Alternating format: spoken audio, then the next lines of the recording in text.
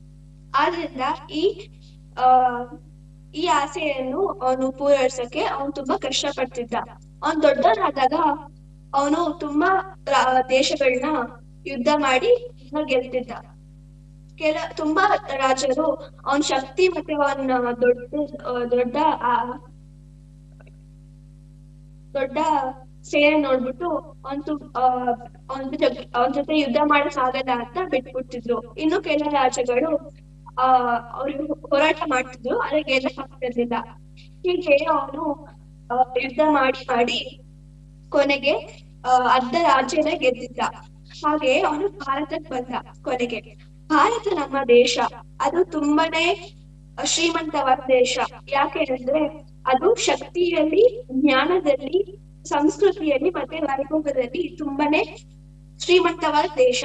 ಈ ದೇಶದಲ್ಲಿ ಹಲವಾರು ಸಂತರು ಮತ್ತೆ ಯೋಗಿಗಳು ಮತ್ತೆ ಋಷಿ ಮುನಿಗಳು ಹಾಗೂ ತುಂಬಾ ಧೈರ್ಯವಾದ ರಾಜರೆಲ್ಲ ಇದೇ ದೇಶದಲ್ಲಿ ಇದ್ರು.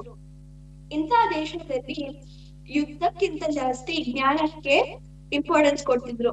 ಇಂತಹ ದೇಶನ ನಾನು ಗೆಲ್ಬೇಕು ಅಂತ ಅಲೆಕ್ಸಾಂಡರ್ ಬಂದಿದ್ದ. ಒಂದ್ ದಿವಸ ಅವನು ಭಾರತ ದೇಶದಲ್ಲಿ ಬಂದಾಗ ಅವನು ಚಿಕ್ಕ ಚಿಕ್ಕ ಚಿಕ್ಕ ದೇಶಗಳನ್ನ ಅವನು ಸೋಲ್ಸ್ಕೊಂಡು ಬರ್ತಿದ್ದ. ಹಾಗೆ ಅವ್ನ್ ಬಂದಾಗ ಅವನು ವಿಜಯೋತ್ಸವ ಮಾಡ್ಕೊಂಡು ಭಾರತಕ್ಕೆ ಬಂದ. ಅಲ್ಲಿದ್ದ ಜನರೆಲ್ಲ ಅವನ್ನ ನೋಡಿದ್ರು. ಸ್ವಲ್ಪ ಜನರ ಮುಖದಲ್ಲಿ ಆಶ್ಚರ್ಯ ಇತ್ತು, ಇನ್ನು ಕೆಲವರ ಮುಖದಲ್ಲಿ ತುಂಬಾ ಭಯ ಇತ್ತು, ಇನ್ನು ಕೆಲವರಲ್ಲಿ ಕುತೂಹಲ ಇತ್ತು. ಅವನು ಅದೆಲ್ಲ ನೋಡ್ಬಿಟ್ಟು ತುಂಬಾನೇ ಜಂಬ ಕಟ್ತಿದ್ದ, ಮತ್ತೆ ತುಂಬಾನೇ ಹೆಮ್ಮೆ ಆಗಿತ್ತು ಅವ್ರಿಗೆ. ಹಂಗೆ ಬರ್ತಾ ಇದ್ದ. ಆಗ ಅವನ ಕಣ್ಣಿಗೆ ಒಬ್ಬ ಸಾಧು ಕಾಣಿಸ್ರು. ಅವ್ರು ಏನ್ ಮಾಡ್ತಿದ್ರು, ಅವರು ಒಂದ್ ಮರದ ಕೆಳಗಡೆ ಕುತ್ಕೊಂಡ್ಬಿಟ್ಟು ಧ್ಯಾನ ಮಾಡ್ತಿದ್ರು. ಅವ್ರ ಮುಖದಲ್ಲಿ ಯಾವುದೇ ಭಾವನೆ ಇರಲಿಲ್ಲ, ಬರೀ ಶಾಂತಿ ಇತ್ತು. ಅವ್ರ ಮುಖದಲ್ಲಿ ಯಾವುದೇ ಭಯ ಅಥವಾ ಅವ್ರನ್ನ ನೋಡ್ಲೂ ಇಲ್ಲ. ಇದನ್ನ ನೋಡ್ಬಿಟ್ಟು ಅಲೆಕ್ಸಾಂಡರ್ ಅನ್ಸ್ತು, ಅವನ್ಗೆ ಆಶ್ಚರ್ಯ ಆಯ್ತು. ನನ್ನಂತ ದೊಡ್ಡ ರಾಜ ಯಾರು ಅರ್ಧ ವಿಶ್ವವನ್ನೇ ಗೆದ್ದಿದ್ದಾರೆ, ಅವರೇ ಬಂದಾಗ ಇವ್ರ್ಯಾರು ನನ್ನ ನೋಡ್ತಿಲ್ಲ, ಮತ್ತೆ ಇವ್ರ ಮನ್ಸಿನಲ್ಲಿ ಏನಿದೆ ಅಂತ ಅವನ್ಗೆ ತಿಳ್ಕೊಳಕ್ಕೆ ಕುತೂಹಲ ಆಯ್ತು. ಅದಕ್ಕೆ ಅವನ್ ಸೈನಿಕರನ್ನ ಅವ್ರ ಹತ್ರ ಕಳಿಸ್ದ. ಅವನ್ ಸೈನಿಕರು ಅವನು ಕರ್ಕೊಂಬನ್ನಿ, ಅವ್ರ ಹತ್ರ ನಾನು ಮಾತಾಡ್ಬೇಕು ಅಂತ ಹೇಳ್ದ. ಆಗ ಅವನ್ ಸೈನಿಕರು ಸಾಧು ಹತ್ರ ಹೋದ್ರು, ಮತ್ತೆ ಹೇಳಿದ್ರು, ನೋಡು, ನಮ್ಮ ರಾಜರೇ ನಿನ್ನ ಕರೆದಿದ್ದಾರೆ, ಇವತ್ತು ನಿಂದು ತುಂಬಾ ಅದೃಷ್ಟವಾದ ದಿನ ಇರ್ಬೇಕು. ಅಂತಹ ದೊಡ್ಡ ರಾಜ ಅರ್ಧ ವಿಶ್ವವನ್ನೇ ಗೆದ್ದಿದ್ದಾರೆ, ಅವರೇ ಕರೆಸಿದ್ದಾರೆ, ಬಾ ಅಲ್ಲಿ ಅಂತ ಹೇಳಿದ್ರು. ಆಗ ಸಾಧು ಹೇಳಿದ್ರು, ಇಲ್ಲ, ಗೊತ್ತಿಲ್ಲ ಯಾರದು ನಿಮ್ ರಾಜ, ನನ್ಗೆ ಗೊತ್ತಿಲ್ಲ, ನಾನೇ ಬರ್ಬೇಕು ಅಂತ ಹೇಳಿದ್ರು. ಆಗ ಸೈನಿಕರು ಹೇಳಿದ್ರು, ನಿನಗೆ ಗೊತ್ತಿಲ್ವಾ ಅಲೆಕ್ಸಾಂಡರ್ ದ ಗ್ರೇಟ್ ಅವರು ತುಂಬಾ ಯುದ್ಧಗಳನ್ನ ಮಾಡಿ ವಿಶ್ವವನ್ನೇ ಗೆಲ್ತಾ ಇದಾರೆ ಅಂತ ಹೇಳಿದ್ರು. ಆಗ ನಿನಗೇನ್ ಬೇಕೋ ಅದನ್ನ ನಮ್ ರಾಜ ಕೊಡ್ತಾರೆ ಅಂತ ಹೇಳಿದ್ರು.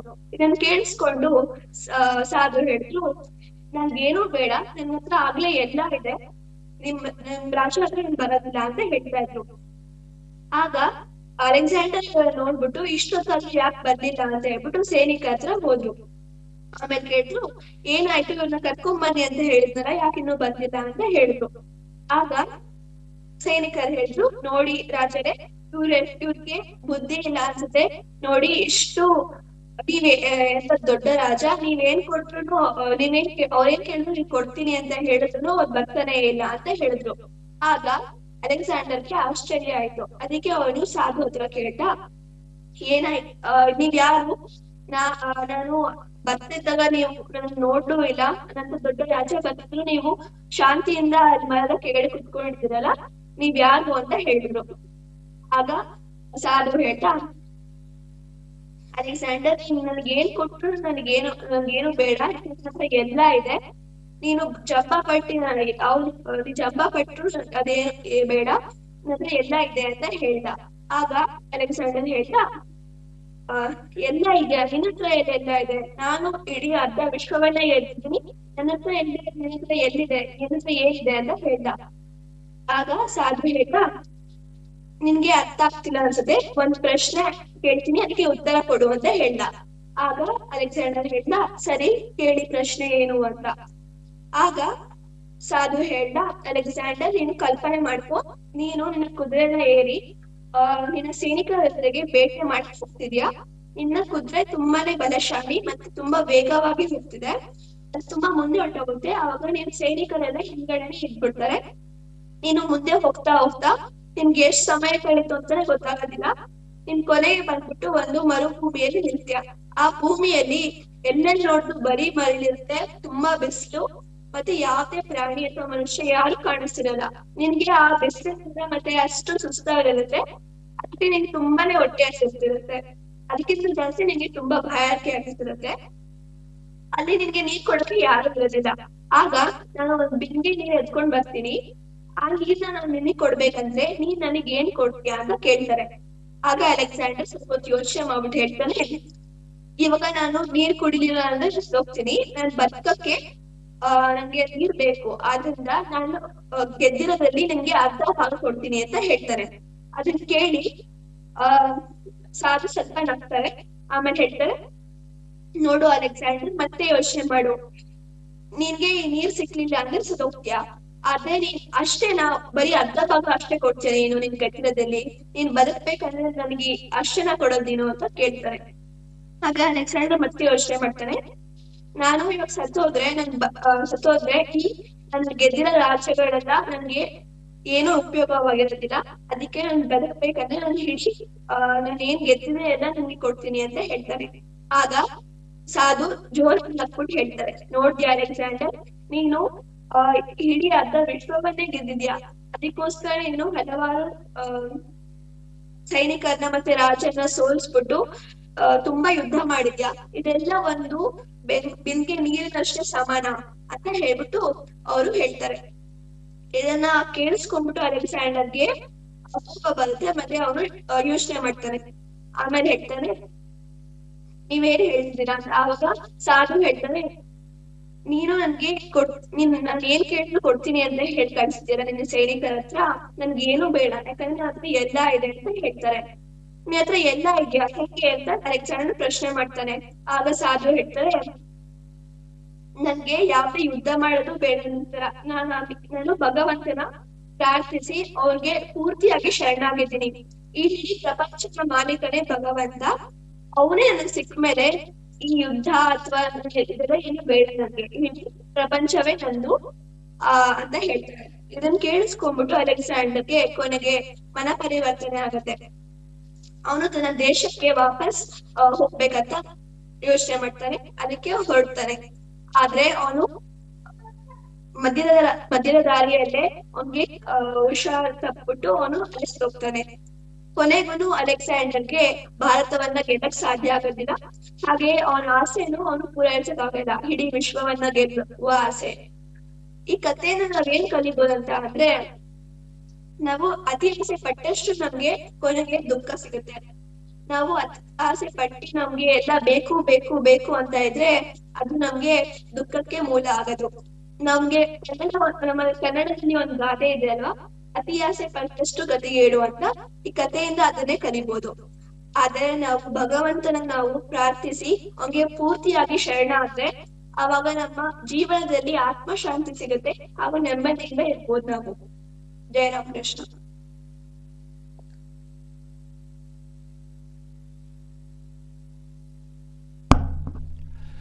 ಜಯರಾಮ್ ಕೃಷ್ಣ ಶ್ರಾವ್ಯ, ಒಳ್ಳೆ ಒಂದು ಹಿಸ್ಟಾರಿಕಲ್ ಸ್ಟೋರಿ ಹೇಳಿದೆಯಾ. ನಿಜವಾಗ್ಲೂ ಇದರಲ್ಲಿ ತಿಳ್ಕೊಳ್ಳೋವಂಥದ್ದೇ. ಇದೊಂದು ಹಿಸ್ಟಾರಿಕಲ್ದು ಒಂದು ಸ್ಟೋರಿ. ಅದು ಸ್ಟೋರಿ ಅನ್ನೋದಕ್ಕಿಂತ ಇಟ್ ಈಸ್ ಅನ್ ಇನ್ಸಿಡೆಂಟ್. ನಮ್ಮಲ್ಲಿ ಅದು ದಾಖಲೆ ಆಗಿರುವಂಥ ಇನ್ಸಿಡೆಂಟೇ ಇದು. ಸೊ ಇಲ್ಲಿ ವಿಶ್ವವನ್ನೇ ಗೆದ್ದಂಥ ಅರ್ಧ ವಿಶ್ವವನ್ನು ಗೆದ್ದಂಥ ಅಲೆಕ್ಸಾಂಡರು. ಆಮೇಲೆ ನಿಮ್ಗೆ ಅದು ಮುಂದಕ್ಕೊಂದಿದೆ. ಅಲೆಕ್ಸಾಂಡರು ಅವನು ಕಾಯಿಲೆ ಬಿದ್ದು ತಾನು ಹೊರಟೋಗ್ತೀನಿ ಅಂತ ಗೊತ್ತಾದಾಗ ಅವ್ರುಗಳಿಗೆಲ್ಲ ಹೇಳಿರ್ತಾನಂತೆ, ನನ್ನನ್ನು ಕಾಫಿನಲ್ಲಿ ಇಡುವಾಗ ನನ್ನ 2 ಕೈನೂ ಆಚೆಗೆ ಇಟ್ಬಿಟ್ಟು ಆಕಾಶ ನೋಡ್ತಾ ಇರೋಂಗೆ ನನ್ನ ಕಾಫಿನಲ್ಲಿ ಇಡಿ, ಒಳಗಡೆ ಇಡಬೇಡಿ ಅಂತ. ಅದೇ ಥರ ಒಂದು ಕಾಫಿನ ಮಾಡಿಸ್ತಾರಂತ ಅವನಿಗೆ. ಅಂದರೆ ಇಡೀ ವಿಶ್ವವನ್ನೇ ಗೆಲ್ಲೋವಂಥ, ಅರ್ಧ ವಿಶ್ವವನ್ನೇ ಗೆದ್ದಿರೋಂಥ ಒಬ್ಬ ಚಕ್ರವರ್ತಿ ಕೊನೆಗೆ ಬರೀ ಕೈಯಲ್ಲಿ ಹೋಗ್ತಿದ್ದೀನಿ, ಏನೂ ಇಲ್ಲ ನನ್ನ ಕೈಯಲ್ಲಿ ಅನ್ನೋಂಗೆ ಒಂದು ಮೆಸೇಜ್ ಕೊಡೋವಂಥದ್ದು.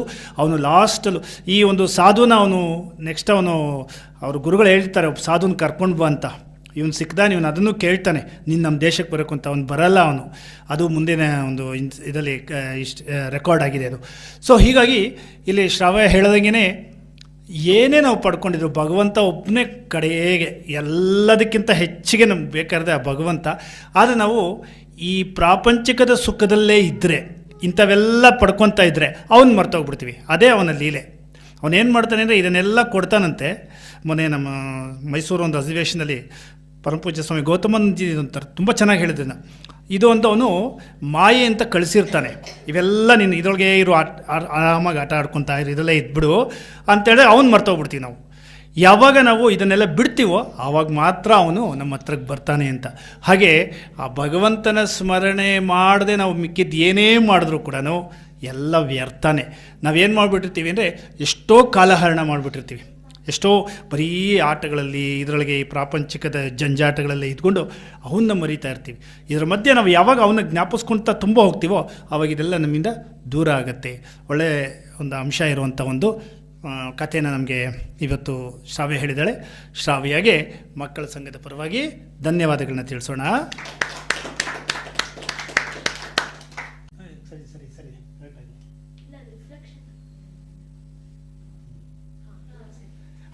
ಸ್ಟಾರ್ಟ್ ಮಾಡಮ್ಮ.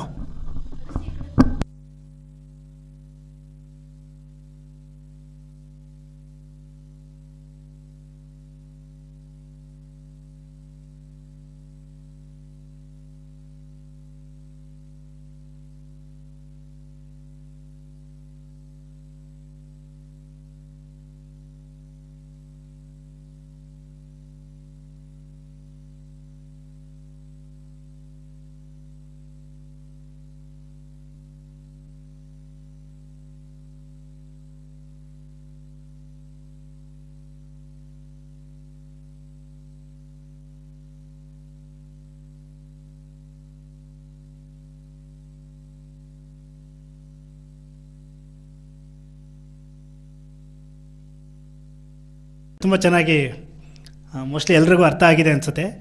ಇದು ಇನ್ಸಿಡೆಂಟ್ ಒಂದು ಸ್ವಲ್ಪ ಗಮನಿಸಿದರೆ ಇದಕ್ಕೆ ಉತ್ತರ ಕೊಡ್ಬೋದು ಎಲ್ರೂ. ಎಲ್ಲರೂ ಇವತ್ತು ಬೇಗ ಉತ್ತರ ಕಳಿಸಿ, ಯಾಕೆಂದರೆ ನೀವೆಲ್ಲರೂ ಆನ್ಸರ್ ಮಾಡ್ದಂಗೂ ಶ್ರಾವ್ಯಗೆ ಅಷ್ಟು ಪಾಯಿಂಟ್ ಸಿಗತ್ತೆ. ಓಕೆ, ಜೈಕಾರದೊಂದಿಗೆ ಇವತ್ತಿನ ಈ ಒಂದು ಸಂಡೇ ಕ್ಲಾಸನ್ನು ಸಂಪನ್ನಗೊಳಿಸೋಣ. ಇನ್ನು 1000 ಆಗೋದಕ್ಕೆ 34 ಸಂಡೇಸ್ ಅಷ್ಟೇ ಇರೋದು. ಓಕೆ, ಜೈ ಶ್ರೀ ಗುರು ಮಹಾರಾಜ್ ಕಿ ಜೈ, ಜೈ ಶ್ರೀ ಮಹಾಮಾಯಿ ಕಿ ಜೈ, ಶ್ರೀ ಸ್ವಾಮೀಜಿ ಮಹಾರಾಜ್ ಕಿ. ಮಕ್ಕಳ ಈ ಒಂದು ಸೂಚನೆ, ಟೆಲಿಗ್ರಾಮ್ ಆ್ಯಪಲ್ಲಿ ಕಳಿಸಿ ಅಂತ ಹೇಳಿದ್ದೆ. ಕೆಲವ್ರಿಗೆ ಎಷ್ಟೋ ಅದಕ್ಕೆ ಕಳ್ಸೋಕ್ಕಾಗ್ತಿಲ್ಲ. ಲಾಸ್ಟ್ ಸಂಡೇ ಸುಮಾರು ಜನ ನಿಮ್ಮ ಆ್ಯಕ್ಟಿವಿಟೀಸನ್ನು ಕಳಿಸಿಲ್ಲ. ಯಾರ್ಯಾರಿಗಾಗುತ್ತೋ ಅವರು ಟೆಲಿಗ್ರಾಮಲ್ಲೇ ಕಳಿಸಿ, ಇಲ್ಲಾಂದರೆ ಈ ಗ್ರೂಪ್ ಓಪನ್ ಆಗಿರುತ್ತೆ, ಗ್ರೂಪಲ್ಲೇ ಕಳಿಸಿ.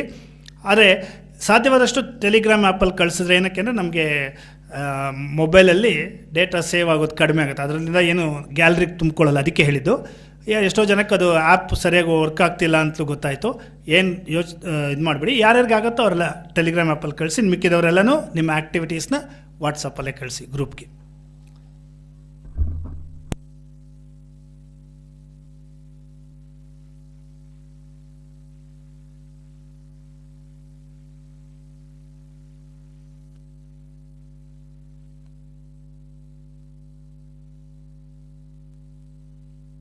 Jairam Krishna sir. Jayaram Krishna sir.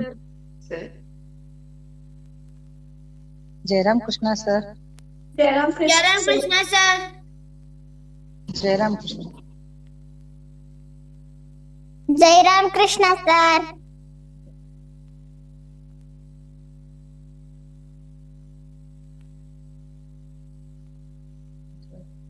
Jayaram Krishna sir.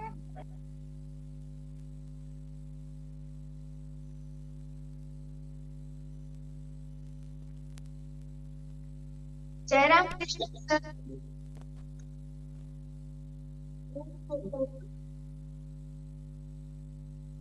Jayaram Krishna. Jayaram Krishna sir. Jayaram Krishna sir. Jayaramakrishna sir.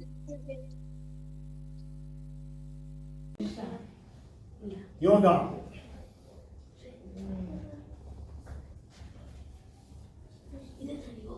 ಸರ್ವಸ್ವ,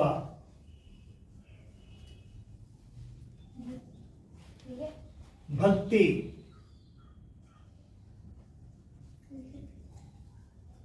ನವ್ಯತೆ, ವಿರಾಗ,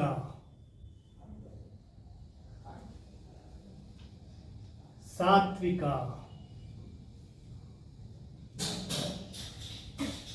ಸತ್ಯತೆ,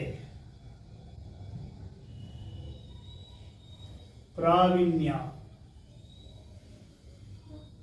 ಬಂತ ಒಬ್ಬರದ್ದು ಯಾವ್ದು ಬಂತು ಅನ್ಸತ್ತೆ? ಗುಡ್. ಫಸ್ಟ್ ನಿಂದೇನಾ ಈಗ? ಓಕೆ. ಸಾಕ್ಷಾತ್ಕಾರ,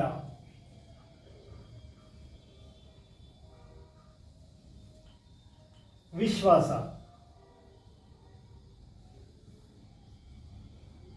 ಶೌರ್ಯ, ಪ್ರಜ್ಞೆ. ಎಲ್ಲ ವರ್ಡ್ಗಳು ಕೇಳ್ಕೊಂತ ಇರಬೇಕು, ಎಂಥ ಪದಗಳಿದೆ. ನಿಗರ್ವಿ, ನಿಗರ್ವಿ ಅಂದರೆ ಗರ್ವ ಇಲ್ಲದೆ ಇರೋದು ಅಂತ. ಓಕೆ, ಸೂಪರ್ ಚಾಬಿ. ಜಾಗೃತಿ,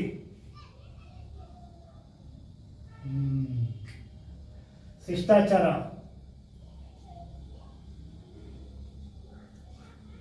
ಇಚ್ಛಾಶಕ್ತಿ,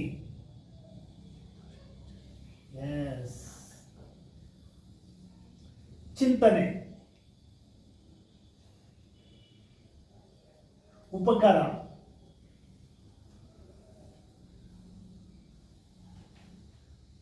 ಘನತೆ, ಅನುರಾಗ, ಅಂತರಂಗ. ಓಹೋ, ಇಬ್ರು ಎರಡೆರಡು ಆಗೋಗಿದೆ. ಪ್ರಾರ್ಥನೆ,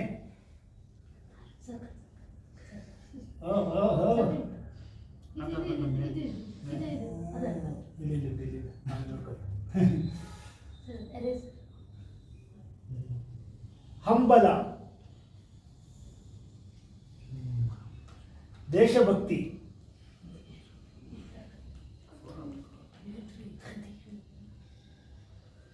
ಪಾಂಡಿತ್ಯ, ಋಣ, ನಿರ್ಭರತೆ, ಶುದ್ಧತೆ, ಐಕ್ಯಭಾವ, ದರ್ಶನ, ಪ್ರೀತಿ,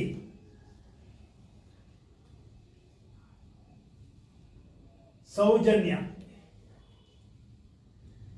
ಪಕ್ವತೆ, ಸದ್ಗುಣ, ಆನಂದ,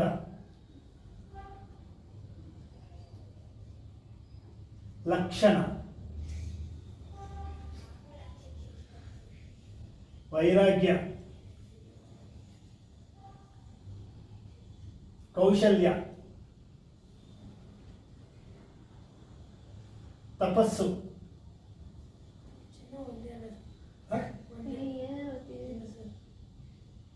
ಹೌದಾ ನೋಡಮ್ಮ? ಹೌದಾ? ನೆಲ ಆಗಿದ್ಯಾ? ಹೇ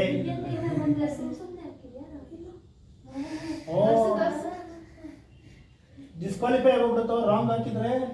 ಪೂರ್ತಿ ನೀನು ಹೇಳು. ಧರ್ಮ ಬಂದಿಲ್ಲ, ದಿವ್ಯತೆ ಬಂದಿಲ್ಲ, ಜೋಪಾನ ಎಲ್ಲಿ ಬಂತು? ಚಾರಿತ್ರನೂ ಬಂದಿಲ್ಲ. ಏನಕ್ಕೆ ಆಗ್ತಿದೆ ನೀನು? ನೋಡ್ಕೊ ನೋಡ್ಕೊ, ಮಾಡಂಗಿಲ್ಲ. ಗಂಭೀರ. ರಾಂಗ್ ರೌಂಡ್ ಹಾಕಿದ್ರೆ ಡಿಸ್ಕ್ವಾಲಿಫೈ ಆಗೋಗ್ತೀಯ. ಗಂಭೀರ. ರಿವಾಜು, ರಿವಾಜು ಎಷ್ಟಿದೆ? ಎರಡೇ ಇದೆ. ಮಮತೆ, ಇದೆಲ್ಲ ಮಮತೆ, ಶಾಂತಿ, ಅನುಕಂಪ, ಗೌರವ,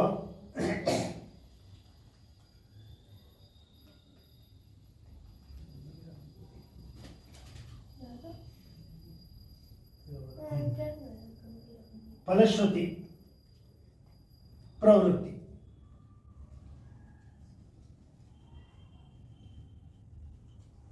ಇದಾಗಲಿಲ್ಲ ಜೊತೆಗೆ ವಿಶಾಲ,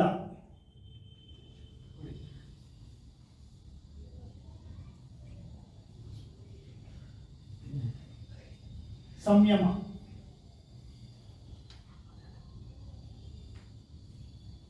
ಉಜ್ವಲ. 50 ಆಯ್ತು. ಹ? ದಿವ್ಯತೆ, ಸೌಭಾಗ್ಯ, ವಿಕಾಸ, ಚೈತನ್ಯ, ಮನೋಹರ,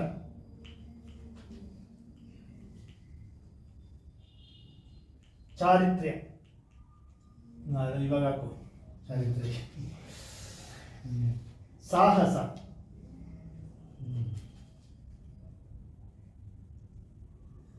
ಪವಿತ್ರತೆ,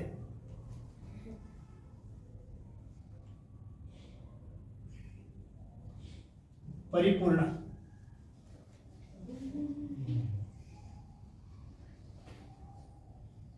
ನಿಷ್ಠೆ, ನಿಷ್ಠೆ,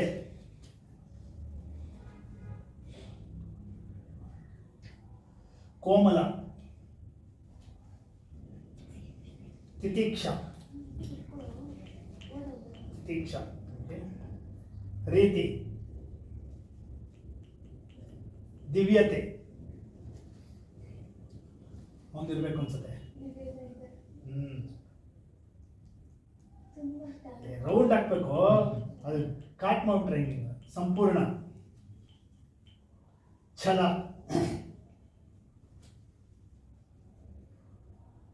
ಜ್ಞಾನ, ಜ್ಞಾನ, ಸಹಾಯ,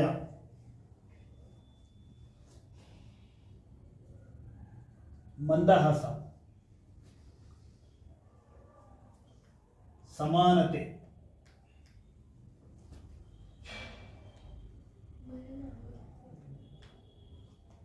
ನಿವೇದನೆ, ಧರ್ಮ,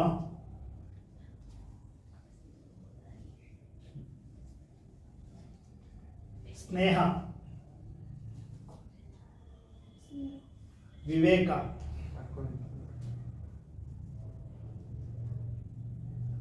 ಸಂಭ್ರಮ, ಜೋಪಾನ, ಒಂದೇನಾ? ಟಿವಿ,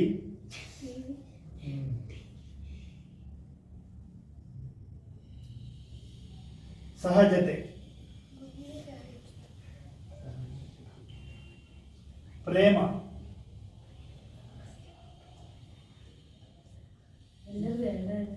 ಎರಡೆರಡು ಒಂದೊಂದೆಲ್ಲ ಇದ್ದೀರಾ? ಕ್ಲೈಮ್ಯಾಕ್ಸ್ ಬರ್ತಾ ಇದೆ ಈಗ. ಶಕ್ತಿ, ನಾವು ಕ್ಲೈಮ್ಯಾಕ್ಸ್.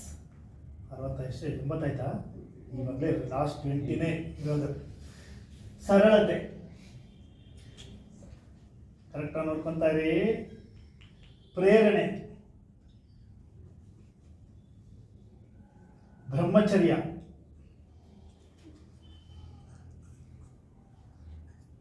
ಶೋಭೆ, ಆಯ್ತಲ್ಲ? ಇನ್ನೊಂದ ಕ್ಷೇಮ, ಕ್ಷಮೆ, ಕ್ಷಮೆ, ಕ್ಷಮೆ,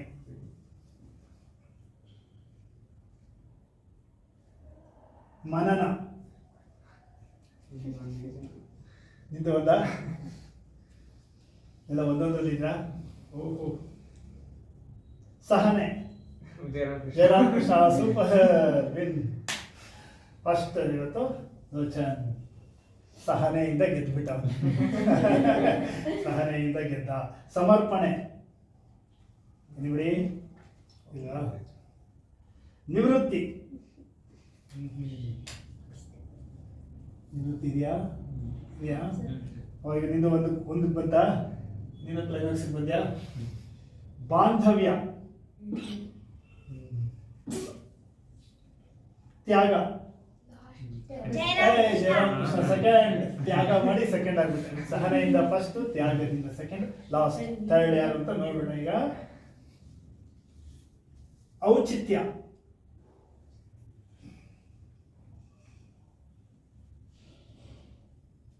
ಧ್ಯಾನ.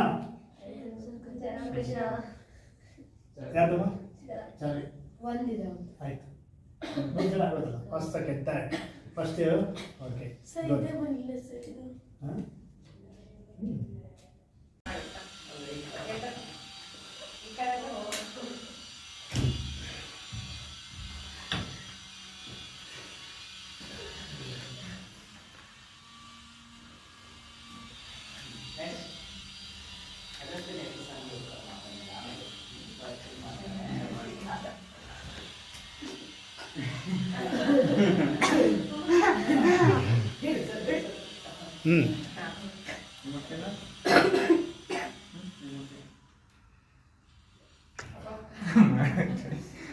ಆಯ್ತಲ್ಲ.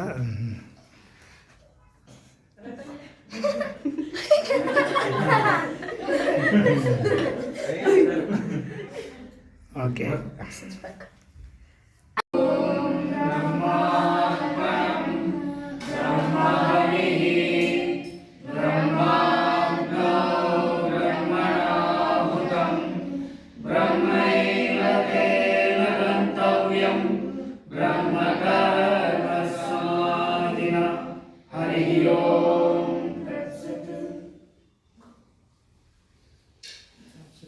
ಇದು ಭಗವದ್ಗೀತೆ ಶ್ಲೋಕ.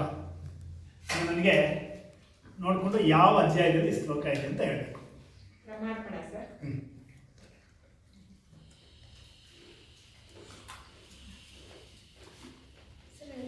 ಓದಿದ್ದೆ